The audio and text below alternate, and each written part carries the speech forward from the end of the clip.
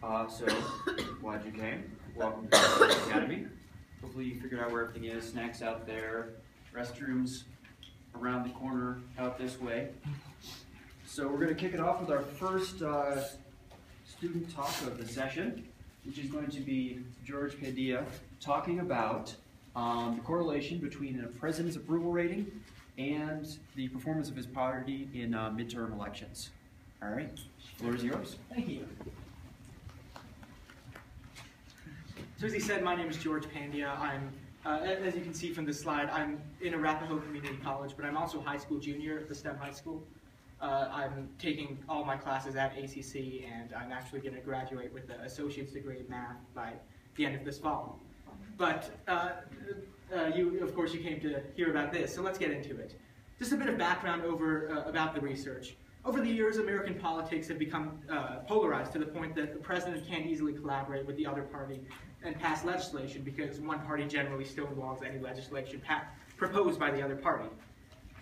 So because of this political landscape, it's necessary that if a president wants to be perceived as effective, he needs to pass legislation. And this is a lot easier if he has representation from his party in Congress. Now, political parties invest a lot of time and effort into making sure that first, their candidate is elected president and then is perceived as effective by passing this legislation. So this study looked at the effect of the former over the latter. Specifically, how the president's approval rating influences the number of seats won or lost in the midterm elections by the president's party. And then it sought to come up with a prediction for the 2014 midterm elections. Because I did this research last summer, actually, so the elections didn't happen. By the way, I just want to put this out that I hope that as my presentation goes on, my approval rating doesn't look like that. So the data was collected from Gallup, which collected the data since 1946.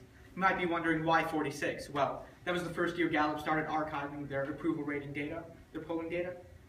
I also got the data for the number of seats won or lost by the parties, by the president's party in the midterm elections, just based on congressional records. I looked at four things. First, the president's party. Second, his approval rating on the eve of the midterm elections.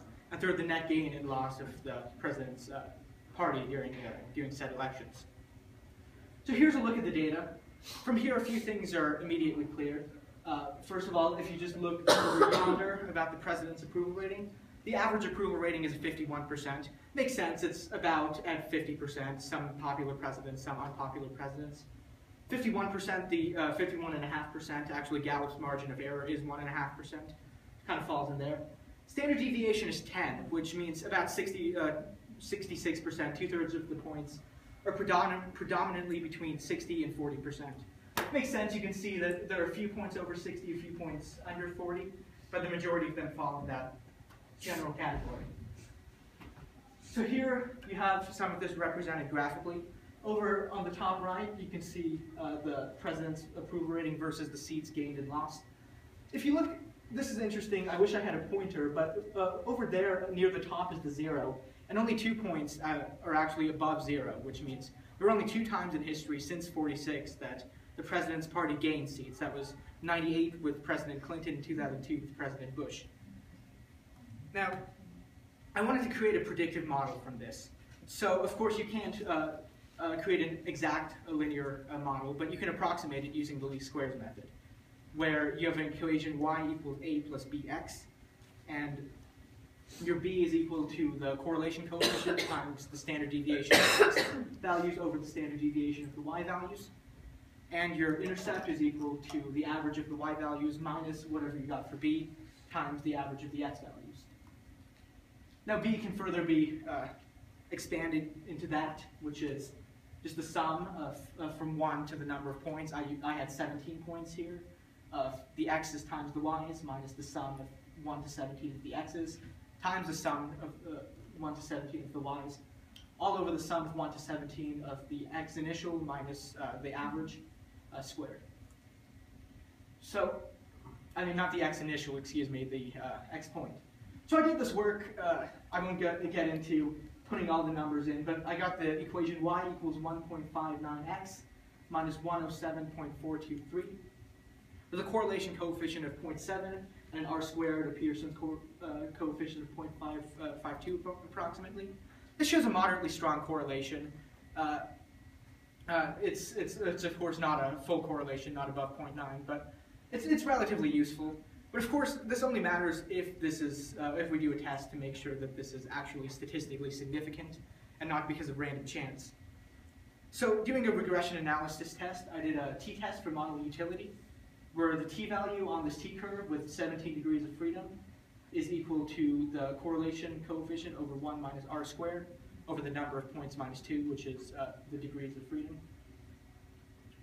So here's the curve of the 15 degrees of freedom. I got a t-value of 4, which is all the way over here, about where the curve becomes indistinguishable from the axis. So you know this is going to be a small value. Now the probability value, which is the area under that curve, is 0.001, which means that you can reject the null hypothesis that it's an improper fit with about 99.9% probability. And by the way, just I forgot to go over this, the hypothesis test. I just had a null hypothesis that the line is an improper fit, and the alternative hypothesis that this is false. So the null hypothesis was proven incorrect, which means that this is a relatively proper fit, which means I can go and use this for predicting the elections. So for predicting the midterm elections on the eve of the 2014 elections, I believe it was November 3rd, 4th. In any case, President Obama had an approval rating of 44%, according to Gallup's nationwide random polling.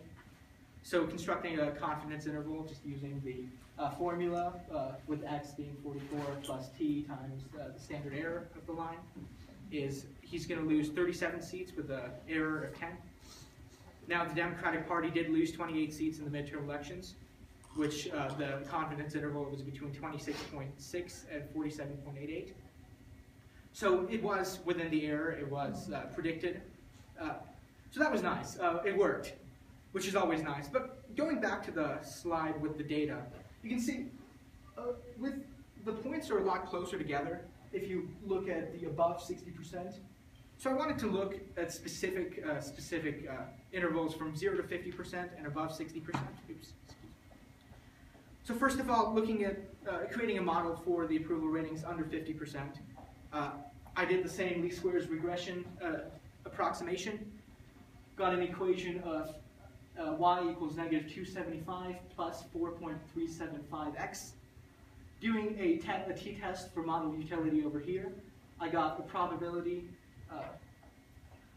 excuse me, that was for over 50%. I don't know if I made that clear. I got a probability that the null hypothesis is false of 0.005, which means I can reject the null hypothesis that it's an improper fit with even more confidence than previously. And also the correlation coefficient is also higher, it's 0.69, whereas before it was about 0.5. So if the president's approval rating is over 50%, this is an even more accurate predictor.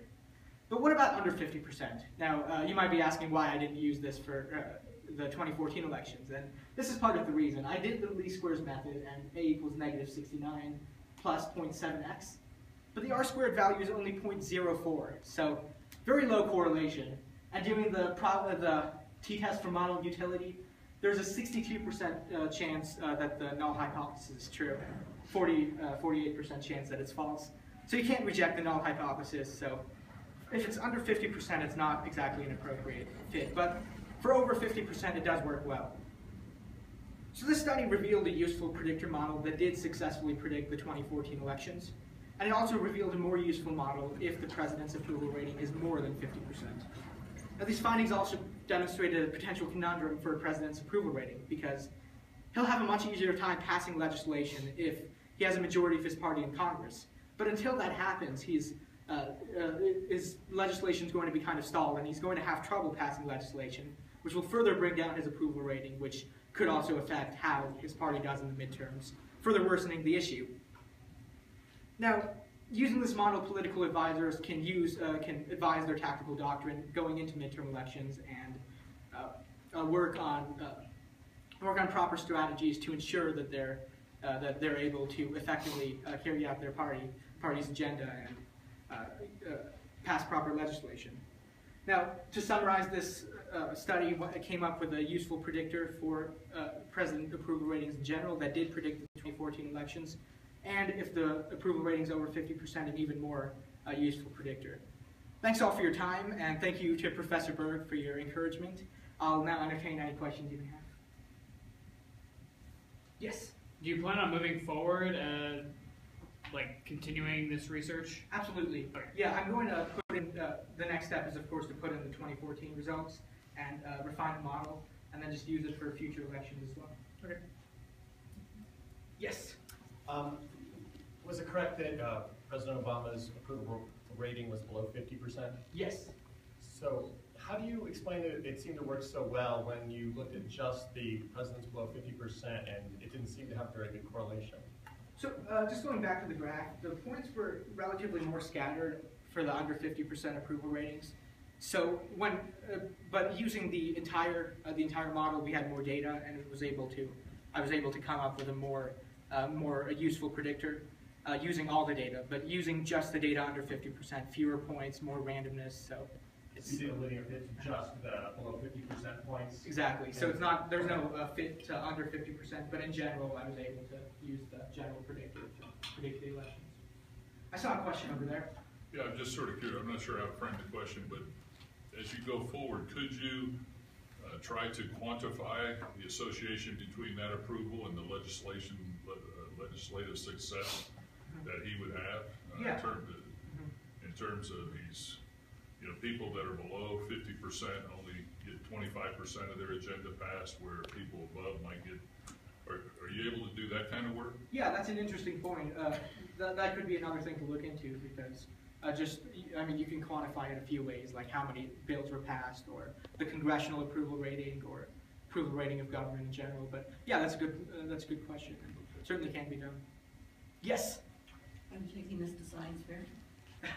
Seriously. Yeah, I suppose I could. I haven't really thought of the next step. I wanted to come here and get some feedback, and I'm interested in publishing it as well. No, I think it's an exemplar science fair project, because oftentimes it's just a percentage I win, a percentage I don't win in my hypothesis. Very nice. Sure. Thank you. Any other questions? Sure. Well, again, thanks for your time. And We could have one more round of applause for our speaker.